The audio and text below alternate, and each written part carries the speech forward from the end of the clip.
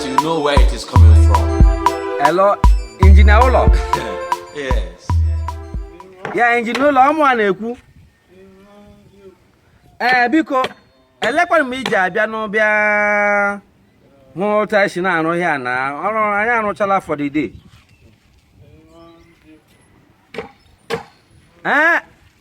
Biko,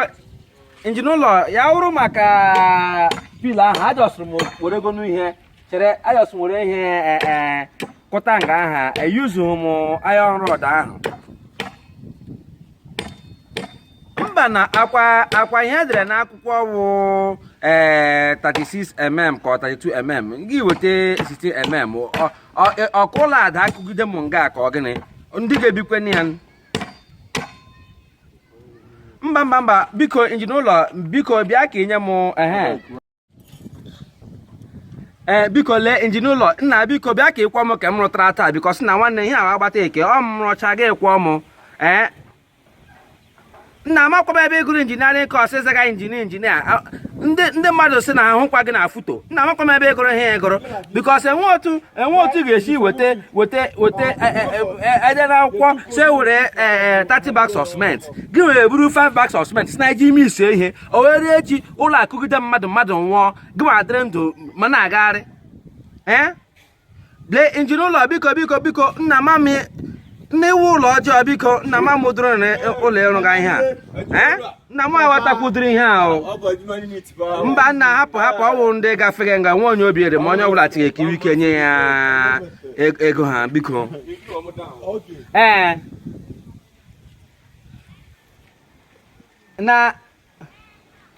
na ngwa ya na gịnị mere mba biko injinia Olo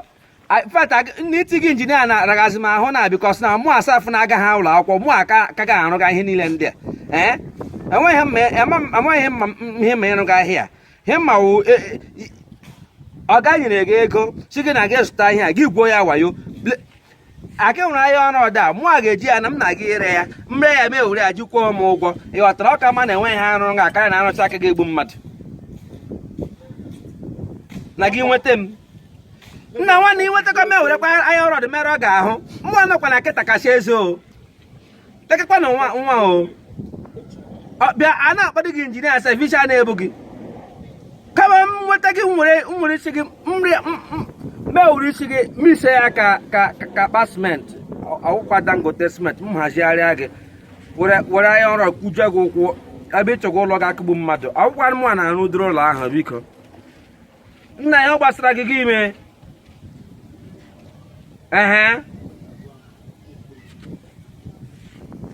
na gịnị mere alaga m n'ụlọ kem bịa ka ihu m dị anya esetụlụ akaụntụ enweghị mụ ya nọ na kotokwu these days agwala m ndị mmadụ na achọzikwa m ihe ga na-akpasu m iwe because of BP biko ọ ka ma na BP gburu m karịa na ụlọ gị kụgbukwe gị dị ya mụ agagharịala